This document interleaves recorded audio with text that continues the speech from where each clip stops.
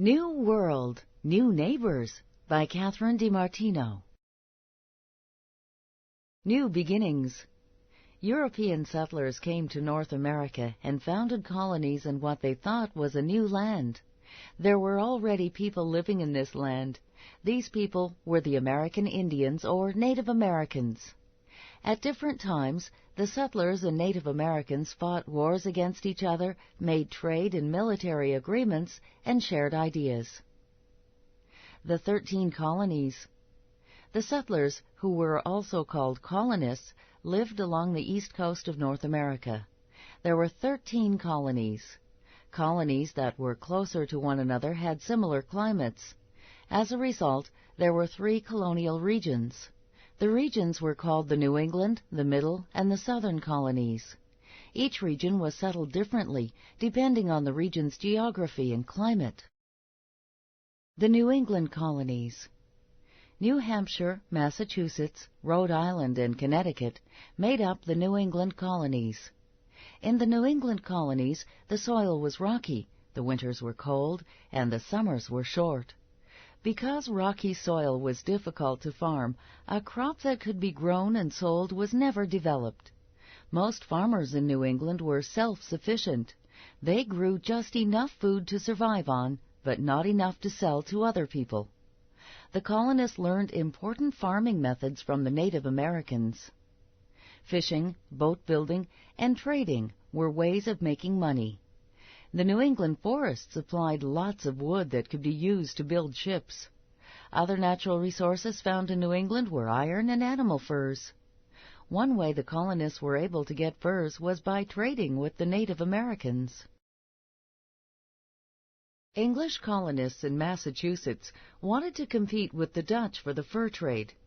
The English made an alliance with the Mohegan and the Narragansett to fight against the Pequot, a powerful Native American group. An alliance is an agreement between 2 groups to defend each other. In 1637, conflicts over land and the fur trade led to the Pequot War. A year later, English colonists and their Native American allies defeated the Pequot.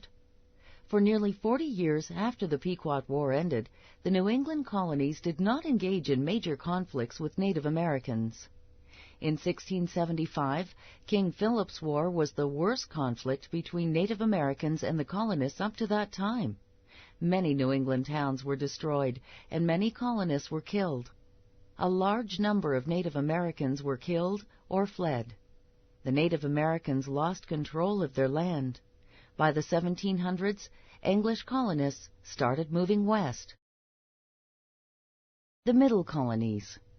The Middle Colonies were New York, Maryland, New Jersey, Delaware, and Pennsylvania. The Middle Colonies had soil that was very good for farming. The Middle Colonies grew wheat, barley, and oats that they traded with the other colonies. As a result, they were often called the breadbasket colonies. There were fewer towns in the Middle Colonies than in New England. In addition, the Middle Colonies had many natural resources such as iron, coal, and animal furs. They traded grains, iron, coal, and animal furs with the other colonies. Many of the colonists who lived in Massachusetts were Puritans. People who were not Puritans were treated unfairly. In contrast, the Middle Colonies had much more religious freedom. Many different religious groups, including the Quakers, lived in the Middle Colonies. The Quakers were known for being accepting of other people. William Penn founded the Pennsylvania colony in 1862. That same year, he made an agreement with the Lenni Lenape group. Pennsylvania had no major conflicts with Native Americans for some time. The Lenape, or Delaware, lived in a region that included much of the Middle Colonies. In 1600, there were about 20,000 Delaware. By 1700, their population fell to about 4,000 after several wars and much disease. One cause of these wars was the fur trade between Native Americans and the colonists. The Southern Colonies. The Southern colonies were Virginia, North Carolina, South Carolina, and Georgia. The winters were shorter and milder than in the Middle and New England colonies. The geography was different, too. The land close to the Atlantic coast was a mixture of bays, swamps, and rivers. This land was very good for growing crops. Tobacco, indigo, and rice became the main crops of this region. These crops were often grown on plantations. The large plantations brought a lot of wealth to the southern colonies. However, most Southerners did not own plantations.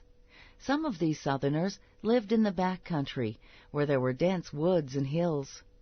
People living in the back country had a complicated relationship with the Native Americans. The colonists had settled on their hunting and fishing areas.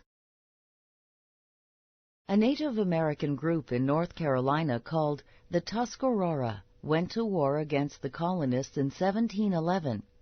In 1713, the colonists defeated the Tuscarora with the help of the Yamasee. In 1715, the Yamasee made an alliance with part of the Creek group. The colonists defeated this alliance with the help of the Cherokee and other Native American groups. At the end of the war, the Native Americans were defeated. Many fled to Spanish Florida. From 1700 to 1715, more than 1 million animal furs were shipped from Charleston, South Carolina. The fur trade forced the Cherokee to hunt farther from their homes. The Cherokee faced competition for hunting grounds, wars with other Native American groups, and disease. By 1792, the Cherokee signed several treaties that gave nearly all of their land in the South to the colonists. The Ohio River Valley. There was a lot of fighting over land in North America. By the early 1700s, the land along the Atlantic coast was becoming crowded. Some English colonists began to move west. They moved to an area called the Ohio River Valley.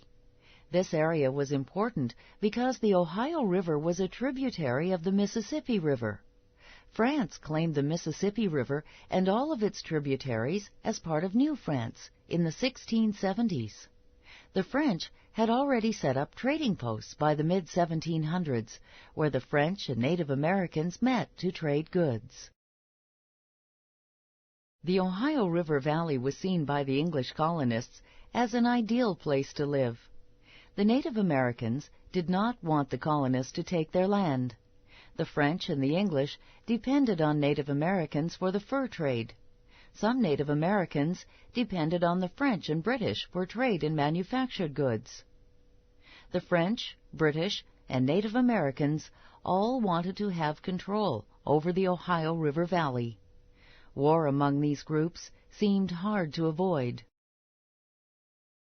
The French and Indian War. In the 1740s, England gave land in the Ohio River Valley to colonists from Virginia. These colonists thought that the Ohio wilderness would make good farmland. In the early 1750s, the French built forts in the Ohio River Valley to defend what they felt was their territory. The British demanded that the French take down their forts. Soon, war broke out. George Washington's battle near Fort Duquesne in 1754 is known as the Battle of Great Meadows. It took place near where the city of Pittsburgh, Pennsylvania, is located today. Washington's battle with French and Native American forces was the beginning of the French and Indian War. In 1756, Britain declared war on France, and the 7 Years' War began. Much of the war took place in Europe. In North America, the British lost many battles to the French. One reason the French were winning was because of their alliance with Native Americans. Both the French and the British made alliances with different Native American groups. The two major Native American groups involved were the Algonquins and the Iroquois. During the French and Indian War, the French made alliances with the Algonquins, while the English formed alliances with the Iroquois League. The Iroquois joined the English partly because the Iroquois and the Algonquins had been enemies for a long time. In 1756, the war changed direction. William Pitt became Secretary of State and took control of the British forces. He chose new generals to lead the British and colonial troops. The British forces began winning battles against the French. The Iroquois joined the British during the war. The Iroquois hoped that this alliance would help them keep control of their land. The British gained control of Montreal in 1760. Now, most French territory in North America belonged to the British. The war for North America between Britain and France largely ended in 1760. However, the two countries and their allies continued to fight in Europe for 3 more years. The end of the war. After 7 years of fighting, the British won the French and Indian War.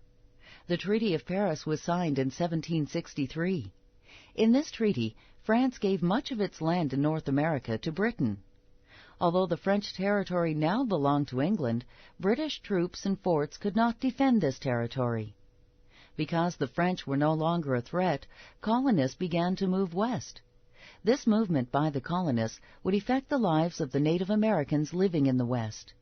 Many Native Americans opposed the growing number of colonists moving into their lands.